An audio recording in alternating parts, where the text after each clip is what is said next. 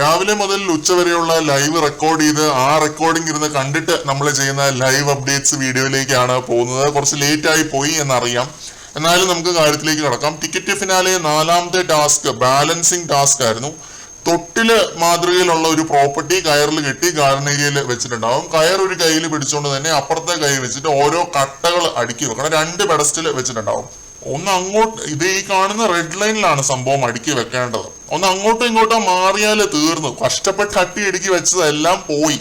പിന്നെ താഴെ വീണാലും ഔട്ടാണ്. ഇതൊന്നും പോരാഞ്ഞ് ടൈമറും കൂടി കൊടുത്തിട്ടുണ്ട് ബിഗ് ബോസ്. നല്ല കടുകട്ടി ടാസ്ക് ആയിരുന്നു എന്നാണ് എനിക്ക് തോന്നുന്നത്. 3 മിനിറ്റ് സമയമാണ് ടൈമറിൽ സെറ്റ് ചെയ്ത് വെച്ചിരുന്നത്. അത് ഇത്തിരി ടൈം കുറവായി പോയി എന്നും എനിക്ക് തോന്നി. ആദ്യം കളിച്ചത് നമ്മുടെ അർജുൻ നോറയാണ് കളിച്ചത്. അർജുന് പോയിന്റുകളൊന്നും കിട്ടിയില്ല. നോറ നേടിയത് 3 പോയിന്റുകളാണ്. വളരെ കരുതലോടെ ശ്രദ്ധയോടെ നോറ കളിച്ചു കേട്ടോ. 2 മിനിറ്റും 11 സെക്കൻഡുകളും എടുത്താണ് നോറ 3 കട്ട അടുക്കി വെച്ചത്. അടുത്തതായിട്ട് വന്നത് ഋഷിയും നന്ദനയുമാണ്. ഋഷിയും നന്ദനയും 4 കട്ടകൾ വെച്ചു.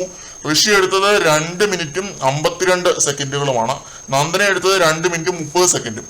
പിന്നെ വന്നത് സിജോയും സായിയുമാണ്. സിജോയും സായിയും വെച്ചത് 4 കട്ടകളാണ്. സിജോയുടെ ടൈമർ 1 മിനിറ്റും 23 സെക്കൻഡുകളുമായിരുന്നു.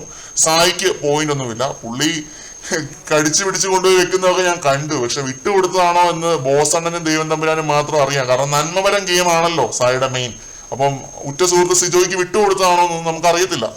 അടുത്തതായിട്ട് വന്നത് നമ്മുടെ ജിൻഡപ്പനും അഭിഷേകുമാണ്. 55 സെക്കൻഡുകൾ കൊണ്ട് നമ്മുടെ അഭിഷേക് 4 കട്ടകൾ വെച്ച് തീർന്നു. ആദ്യത്തെ പെഡസ്റ്റലില് കട്ടയൊക്കെ തീർന്നു പോയി. ആ ലെവല് ഇഞ്ചോടിഞ്ച് പോരാട്ടമായിരുന്നു അഭിഷേകും ജിൻഡപ്പനും തമ്മില്. പിന്നെ ജിൻഡോയും ഈ പറഞ്ഞ പോലെ 4 കട്ടകൾ 55 സെക്കൻഡുകൾ കൊണ്ടാണ് വെച്ച് തീർന്നത്. 5ാമത്തെ കട്ട വെക്കാനാണ് ഇത്തിരി ടൈം പിടിച്ചത്. അഭിഷേക് അനങ്ങാൻ പേടിച്ച് ഓരോ സ്റ്റെപ്പും ബാക്കിലോട്ടും ഫ്രണ്ടിലോട്ടും വെച്ചോണ്ടിരുന്നപ്പോ ജിൻഡപ്പന്റെ ഒരു ഫയർ നിങ്ങളൊന്നും കാണേണ്ട ഐറ്റം തന്നെയായിരുന്നു. പുള്ളി 2ാമത്തെ പെഡസ്റ്റലിൽ നിന്നും ഒരു കട്ട കൊണ്ടുപോയി വെച്ചു. ആ സമയം കൊണ്ട് അഭിഷേക് ഇങ്ങനെ അനങ്ങി നിൽക്കുന്ന സമയത്ത് അമ്മാതിരി കിഡിലം പെർഫോമൻസ് ആയിരുന്നു ജിൻഡോയുടെ വക. അഭിഷേകും തകർത്ത് കളിച്ചു. അതുകൊണ്ടാണല്ലോ 55 സെക്കൻഡുകൾ കൊണ്ട് 4 കട്ട വെച്ച് തീർന്നത്. ജിൻഡോയുടെ 5ാമത്തെ കട്ട വന്നത് 2 മിനിറ്റും 23 സെക്കൻഡുകളും ആയപ്പോഴാണ്. അതുകൊണ്ടാണ് 2 മിനിറ്റ് 23 സെക്കൻഡുകളും എന്ന് സിജോ വായിച്ചത്. 4 കട്ട വെക്കാൻ അതിലും കുറവ് ടൈമാണ് ജിൻഡോ എടുത്തത് കേട്ടോ. അത് എടുത്തു പറയേണ്ട ഒരു സാധനമാണ്. ഇത് കഴിഞ്ഞിട്ട് ശ്രീതുവും ജാസ്മിനും വന്നു. ജാസ്മിൻ മികച്ച രീതിയിൽ തന്നെ കളിച്ചു കേട്ടോ. നല്ല കിടലിനായിട്ട് തന്നെ ജാസ്മിൻ കളിച്ചു. ഫസ്റ്റ് പെഡസ്റ്റലും താണ്ടി സെക്കൻഡ് പെഡസ്റ്റലിലേക്ക് എത്തിയിരുന്നു നമ്മുടെ ജാസ്മിന്. ശ്രീതുവും എത്തിയിരുന്നു, പക്ഷെ ശ്രീതുവിന്റെ എല്ലാം താഴെ പോയി.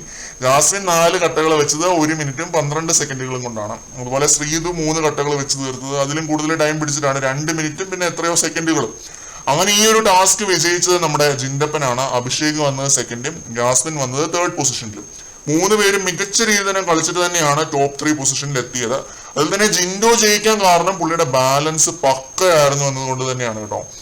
പുള്ളി ആ കയറിൽ പിടിച്ച പിടുത്തം, അതെന്തൊരു പിടുത്തമായിരുന്നു എന്നാണ് ഞാൻ ഈ ആലോചിക്കുന്നത്. മല്ലയ്യ എന്ന രതീഷ് വെറുതെ വിളിക്കുന്നതല്ല കേട്ടോ. പുള്ളിക്ക് നല്ല കരുത്തുള്ള മനുഷ്യനാണ്. ഇതുപോലത്തെ ടാസ്കിലൊക്കെയാണ് ജിൻഡോയുടെ ഒരു ഫിസിക്കൽ പവർ നമുക്ക് മനസ്സിലാവുന്നത്.